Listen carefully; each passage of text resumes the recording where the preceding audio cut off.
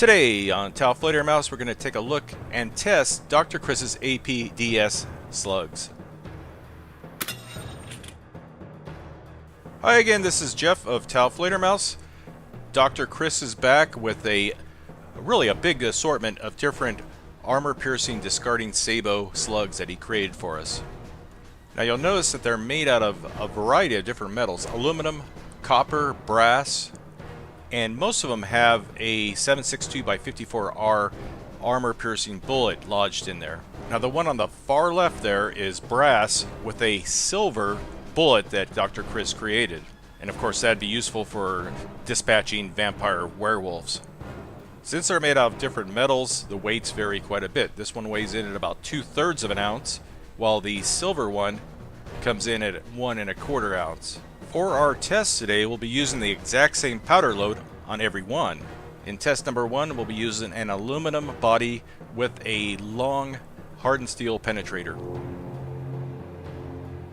It's 1277. All of today's tests will be done through full rifling, giving them spin stabilization. Here comes slug number 1, flying a little bit wonky, but still flying nose forward. Now if you look closely right there, you can see the steel penetrator had bounced off the table after passing through that 3/8 inch aluminum plate. Got a new camera here, folks. Thank you, Patreon, and my wife for buying it for me for my birthday. I don't feel it in there. Okay, well, It might have I'll look on the high speed and try to figure. Is that a little piece of aluminum back there? Looks like what it blew out of here. Okay. Chunk of that. Finally a camera that'll focus. Look at that. Focus. How far away was that? That's 20 yards maybe? about 20, yes. Okay. I'm getting optimistic here. I was waiting for an AVE. Focus, you. That's why you got to get a Panasonic and ditch your Sonys. Sonys have terrible autofocus. Projectile number 2 has an aluminum body that was a little bit undersized, so we had to bulk it up with some aluminum tape, but it also has an armor-piercing bullet in it. We'll see if that works. Wow. Wow. Alright, projectile number 2 is actually traveling a little faster than the first one. The accuracy was a little bit off. It almost didn't hit the hard drive. However, the damage is still quite impressive, penetrating through the outer cover, through every single disc in there, and out the back. Projectile 2 was a lot more stable than projectile 1. The other one went to the right, this one went to the left. Let's Just see. clipped it. I was trying to see if this is from California or not, 'cause you don't know, it's flip-flopping. Okay, let's look at the damage there. Oh, look at that. Well, look at that. Oh, wow. And what's interesting is we found the jacket from the bullet. That was laying on the table. Yeah. And then buried down inside the table, down in one of these convenient holes here, was the steel penetrator. I say, number 3 features an aluminium body and a Russian AP bullet. Rather.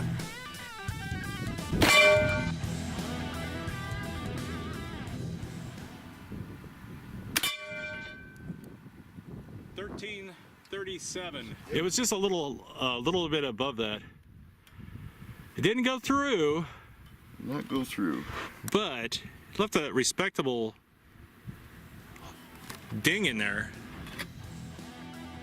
Well, here it comes. The projectile was very stable in flight, relatively accurate, but just didn't have enough oomph behind it to pierce that plate. Now I thought this had a chance of going through that AR-500 steel plate because we have pierced before with a 12 gauge round. Tim Hamilton's carbon fiber slug with a tool steel penetrator. And believe it or not, the velocity was similar to this one. Okay, number 4, we've got another aluminum body with a penetrator that we don't know what it is because a magnet will not stick to it. 1426. I don't know what kind of metal that was, but it wasn't hard enough to even, I think it hit right there. Right here? Yeah. It's the only mark on there besides our previous shot. Yeah, that's definitely the mark. We found the aluminum. Where's that at? Oh, you left it over there. It's on the table over there. Yeah, the smashed aluminum. Whatever he had in there for a core, it might have been aluminum itself, because it did not even... There's nothing there. That's crazy. It just knocked the paint off. That's okay, all. okay. There's a good comparison between an AP round and something that isn't AP. This was traveling faster than an AP round, but it did almost no damage. I'll have to ask Chris what metal he used on that one, if he remembers. He sent this set of slugs nearly a year ago, and we just now finally got to it.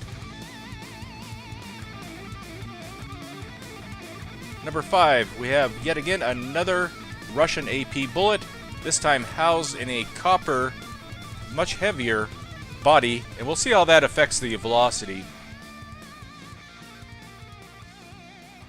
There we go. Always aim at the pink thing. Okay, I'm ready.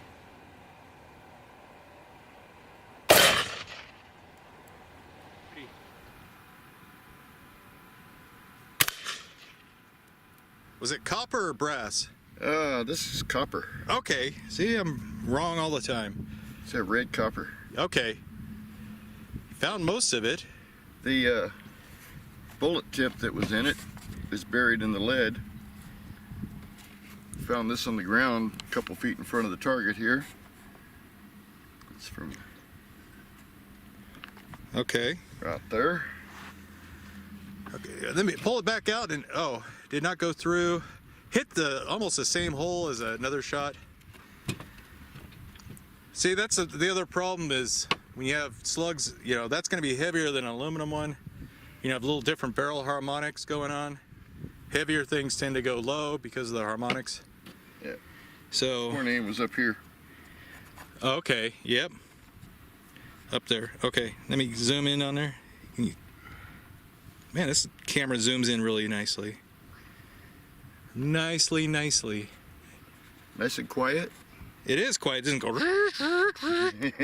God, I hate the Sony. Hate the Sony. Once again, I remind you that all these had the same powder load behind them. That's why we're getting different velocities depending on their weight. This one being heavier was a little bit slower, only 1164 feet per second. Okay, another copper body AP bullet. I think Danny's going to aim a little bit high on this one and see if our theory is correct about the barrel harmonics. Put some California elevation on it. There you go. Where are you going to be aiming at? Almost the top of the plate. Oh, okay. We'll see if that pays off. I'm ready.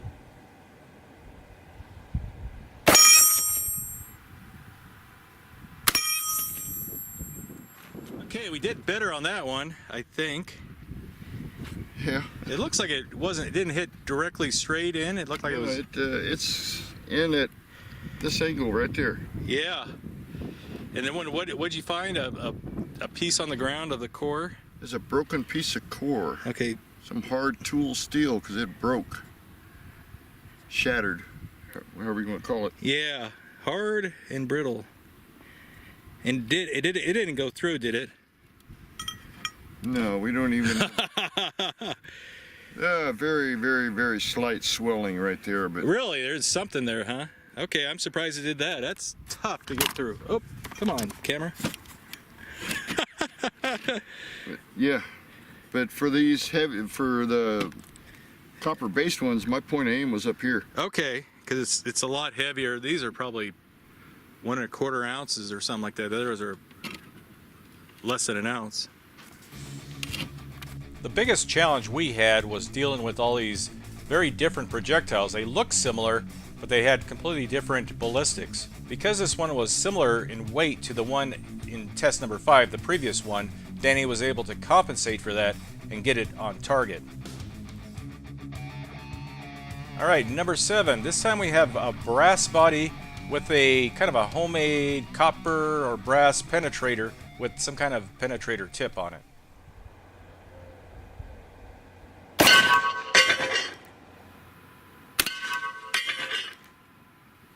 That one wasn't terribly inaccurate.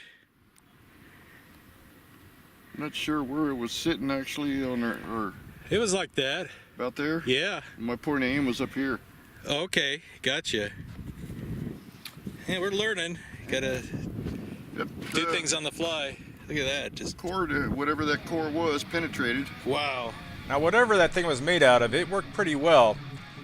Had a little bit of a wobble there, but overall it flew relatively straight. Accuracy was pretty good. The penetrator went through that stainless steel plate, which is 1/4 inch thick. Not too bad at all.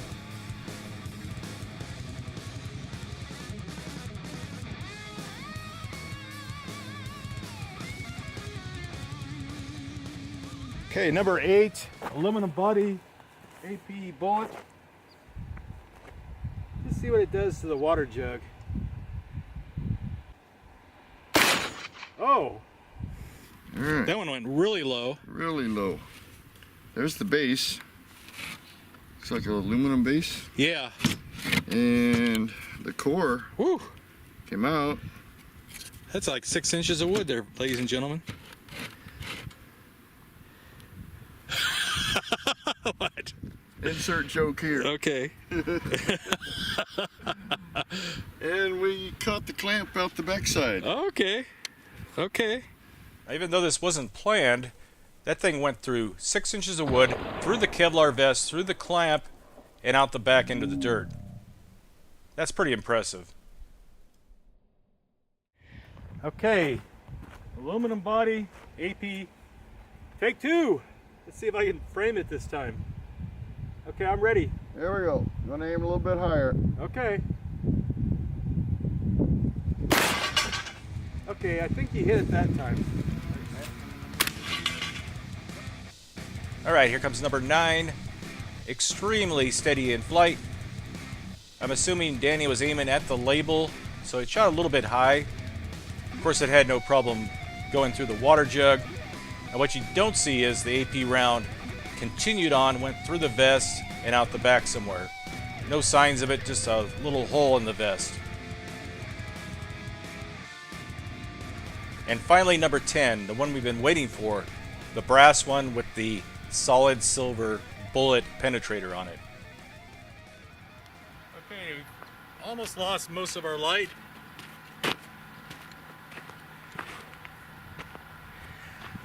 It may be enough. This is the one we have to make sure we catch so we can send it back to Chris. So I'm ready when you are. All right, here we go.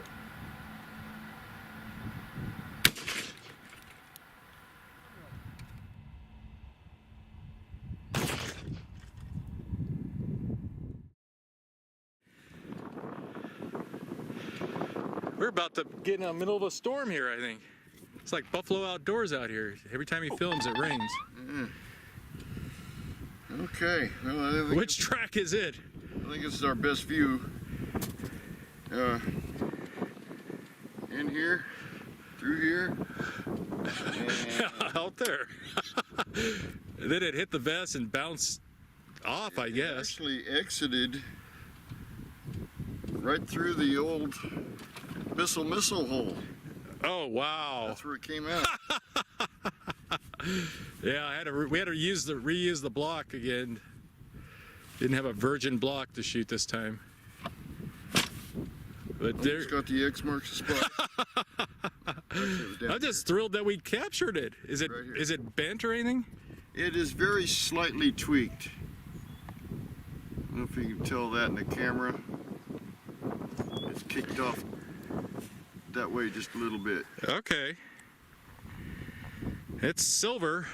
I don't know how that ranks on as being harder or softer than copper or brass or anything like that. Depends on the alloys. Okay. See, we got a The- alloyologist the, here. The silver itself, it doesn't look deformed at all.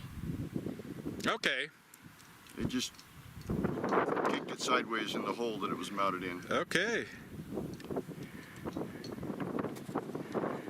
There you go. Thank you, Chris. And Chris sent me a message just today saying he may be making some more projectiles, which I promise I won't take a year to film. It'll be like a week or two. You know. So the question everyone wants to know is, will this kill a vampire werewolf mummy? I believe it would. Very good penetration.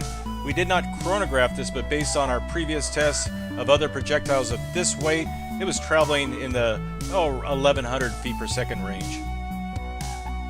We want to thank all our supporters over on Patreon. This is a list of our latest ones, which is probably, it goes back about 6 months or so. But I hope you enjoyed the video. If you have any questions on how or why we did certain things, be sure to ask. We'll be happy to answer it. Also, we appreciate it if you take the time to rate the video. Good or bad, doesn't really matter. And if you see ads on here, feel free to skip them. Your time is worth more than watching a stupid ad. We'll see you next time there, Governor.